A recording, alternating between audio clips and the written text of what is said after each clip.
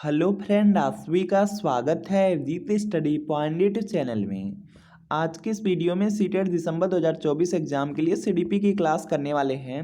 CTET exam आपका 15 दिसंबर को होने वाला है। बहुत ही कम समय बचा हुआ है। अगर आप अच्छी तरीके से तैयारी करेंगे तभी सीटेट एग्जाम को आप पास कर सकते हैं। सीटेट एग्जाम में 150 प्रश्न पूछे जाते हैं और आप भी जानते हैं कि सीटेट एग्जाम में सबसे ज़्यादा प्रश्न आपके प्रीवियस ईयर क्वेश्चन पेपर से पूछे जाते हैं। लगभग 100 से लेकर के 110 प्रश्न आपके प्रीवियस ईयर क्वेश्चन पेपर से ही पूछे जाते हैं। तो प्रीवियस ईयर क्वेश्चन पेपर आपके लिए बहुत ज़्यादा इंपॉर्टेंट है।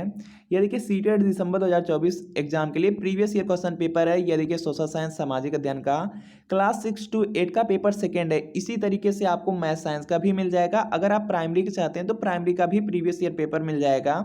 इसमें पूरा 2011 से लेकर के 2024 तक के पूरे 14 साल के पेपर हैं। आपको आंसर की के साथ मिलेंगे, एक्सप्लेनेशन भी दिया गया है। इसमें सभी के सभी सब्जेक्ट आपको मिल जाएंगे। सीडीपी या social science, Hindi, English, Sanskrit सबके सब सब्जेक्ट आपको मिल जाएंगे। वीडियो के नीचे डिस्क्रिप्शन बॉक्स में लिंक मिलेगी, लिंक को क्लिक करना है, नाम मोबाइल नंबर फिल करना है, सिर्फ 20 रुपये का पेमेंट करना है। जैसे 20 रुपये का आप पेमेंट करते हैं ये जो प्रीवियस ईयर पेपर का पीडीएफ होगा डाउनलोड हो जाएगा। अगर इससे तैयारी कर लेते हैं तो सीटेट एग्जाम को आप काफ़ी अच्छे नंबर से पास कर सकते हैं। अगर लिंक से परचेज करने में कोई भी प्रॉब्लम आ रही है तो यहाँ पे व्हाट्सअप नंबर दिया गया है। इस व्हाट्सअप नंबर पर आपको CTET previous year paper social science, math science या प्राइमरी लिख करके मैसेज करना होगा। जैसे मैसेज करेंगे आपको 20 रुपये का पेमेंट करना होगा। 20 रुपये की जैसे पेमेंट आप यहाँ पे कंप्लीट करते हैं जो प्रीवियस ईयर पेपर का पीडीएफ है यह आपको सेंड कर दिया जाएगा। अगर इसे तैयारी कर लेते हैं तो सीटेट एग्जाम में आप काफ़ी अच्छा स्कोर कर सकते हैं। चलिए क्लास को कंटिन्यू करते हैं और आज की क्लास का आपका सबसे पहला प्रश्न है। पहला प्रश्न है कि एक बालक अधिक सीखता है यदि उसे, तो इसका देखिए आपको यहाँ पे सही जवाब बताना है। चार ऑप्शन भी दिया गया है कि बालक को पाठ्य पुस्तक के माध्यम से पढ़ाया जाए, कंप्यूटर से पढ़ाया जाए, व्याख्यान विधि से पढ़ाया जाए, क्रिया विधि से पढ़ाया जाए। तो देखेंगे एक बालक अधिक सीखता है यदि उसे क्रिया विधि से पढ़ाया जाए, तो यहाँ पर आपका ऑप्शन नंबर डी बिल्कुल राइट आंसर हो जाएगा। इसके बाद देखिए अगला प्रश्न आपका यहाँ पर है, कक्षा कक्ष में शिक्षक प्रयास करता है, तो यहाँ पे इसका राइट आंसर बताना है। जो कक्षा कक्ष होता है उसमें जो शिक्षक होता है क्या प्रयास करता है। पहला दिया गया छात्रों को अनुभव प्रदान करने का, बिल्कुल सही है, छात्रों को अनुभव प्रदान करने का प्रयास करता है, पहला सही है। छात्रों को सहायक अधिगम वातावरण देने का, यह भी आपका सही है। छात्रों को चिंतन का अवसर देने का, यह भी देखिए सही है। तो यहाँ पर ये पूरा हो जाएगा कि उपरोक्त सभी, जो कक्षा कक्ष में जो शिक्षक होता है वह उपरोक्त सभी प्रयास करता है। तो यहाँ पे डी वाला आपका बिल्कुल राइट आंसर होगा, इंपॉर्टेंट है। इसके बाद देखिए यहाँ पे नेक्स्ट प्रश्न आपका है, शिक्षा के दो प्रमुख उद्देश्य हैं। दो प्रमुख आपको उद्देश्य बताना है और दिया गया है आपका यहाँ पे, पहला दिया गया बालकों में विषयों का ज्ञान व उनका मानसिक विकास करना, बिल्कुल सही हो जाएगा। पहला ही आपका बिल्कुल यहाँ पे राइट है। शिक्षा का देखिए यहाँ पे दो जो प्रमुख उद्देश्य हैं इसमें है कि बच्चों को विषय का ज्ञान हो जाए और बच्चों का मानसिक जो विकास है, मानसिक विकास हो जाए। तो यहाँ पे फर्स्ट वाला आपका राइट आंसर है, इंपॉर्टेंट है, आप लोग याद रखेंगे। अधिकांश बालक अपनी मातृभाषा सीख लेते हैं, तो इसका देखिए आपको यहाँ पे सही जवाब बताना है। देखिए जो अधिकांश बालक होते हैं वह जो अपनी मातृभाषा है वह 4 वर्ष की आयु में, 4 साल की आयु में ही सीख लेते हैं। तो यहाँ पे बी वाला आपका बिल्कुल राइट आंसर हो जाएगा। 6 से 11 वर्ष आयु वर्ग के छात्रों को आवश्यकता है, तो यहाँ पर देखेंगे इसका राइट आंसर होगा।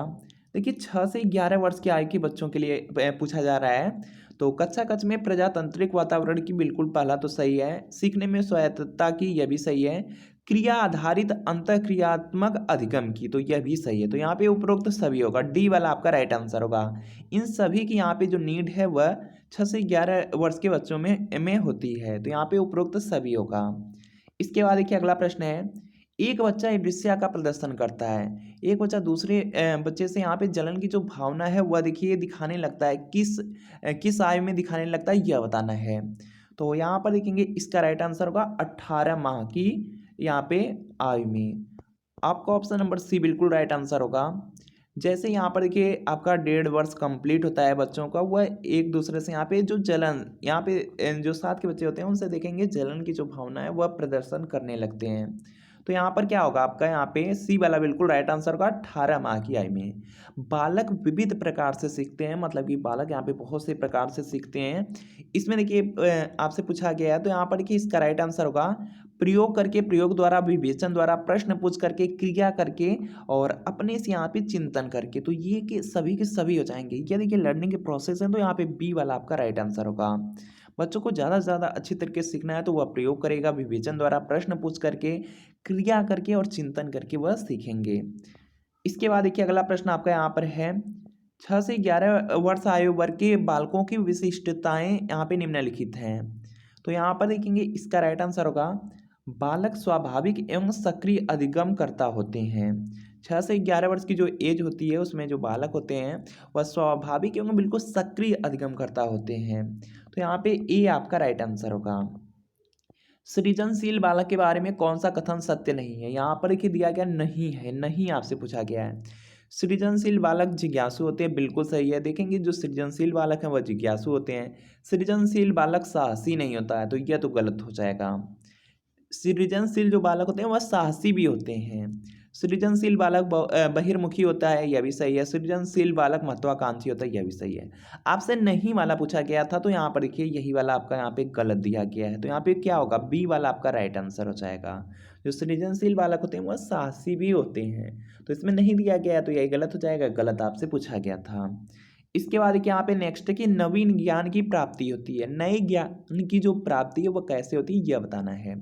तो यहाँ पर देखेंगे इसका राइट आंसर होगा, अनुभव द्वारा, नवीन अर्थ ढूंढने के द्वारा। तो यहाँ पर क्या होगा, सी वाला आपका राइट आंसर हो जाएगा। अगर अनुभव द्वारा यहाँ पे कोई नए आप यहाँ पे कार्य को कर रहे हैं तो उससे क्या होगा, आपका यहाँ पे नवीन ज्ञान, नया ज्ञान आपको प्राप्त होगा। इसके बाद देखिए अगला है कि शिक्षण एक प्रक्रिया है। तो यहाँ पर देखेंगे इसका राइट आंसर होगा, शिक्षण अधिगम का सरलीकरण करने की यहाँ पे एक प्रक्रिया है। तो यहाँ पे डी वाला आपका राइट आंसर होगा।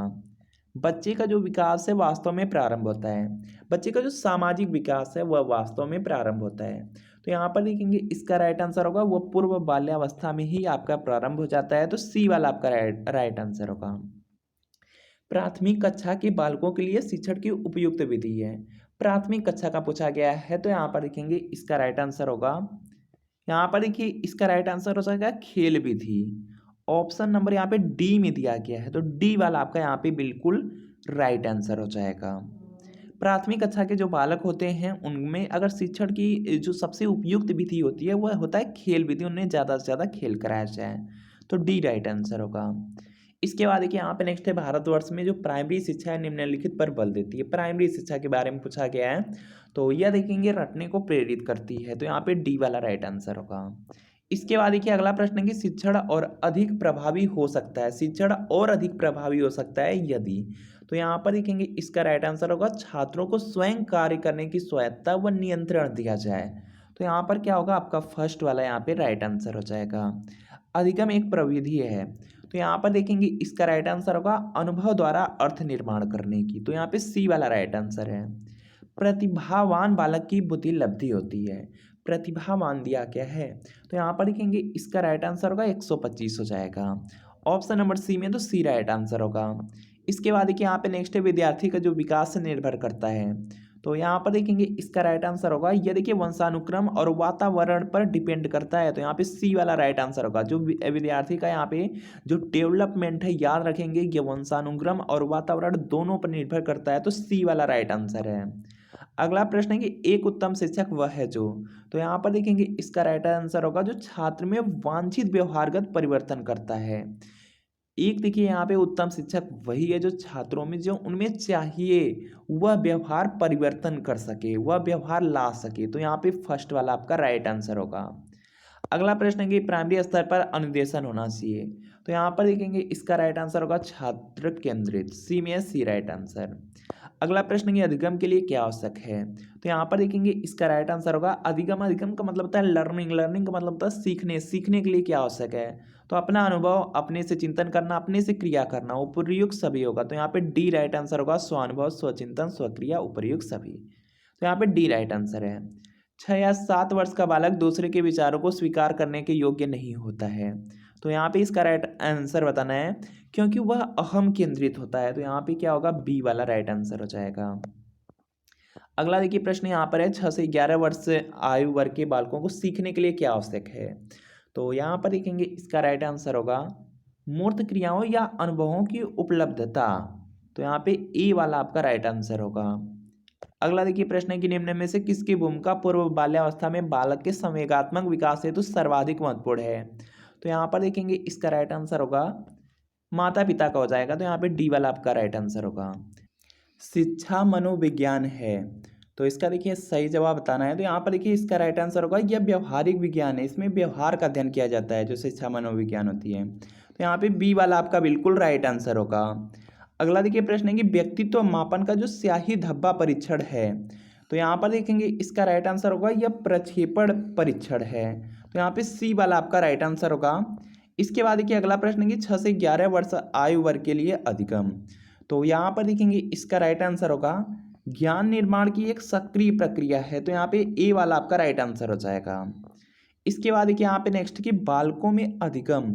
तो यहाँ पर देखेंगे इसका राइट आंसर होगा बालकों में जो अधिगम होता है, जो बालक सीखते हैं वह क्रिया करके सीखते हैं। तो यहाँ पे डी वाला आपका राइट आंसर होगा। अगला प्रश्न है कि अधिगम प्रभावशाली रूप में होता है यदि। तो यहाँ पर देखेंगे इसका राइट आंसर होगा यहाँ से अधिगम देखिए कब आपका प्रभावशाली होगा यह बताना है। बच्चे को सीखने के लिए तत्पर किया जाए, बिल्कुल सही है। बच्चा अगर आपका यहाँ पे कुछ भी सीखने के लिए तत्पर है, तैयार है, तो वह अधिक प्रभावशाली होगा, अधिक जल्दी सीखेगा।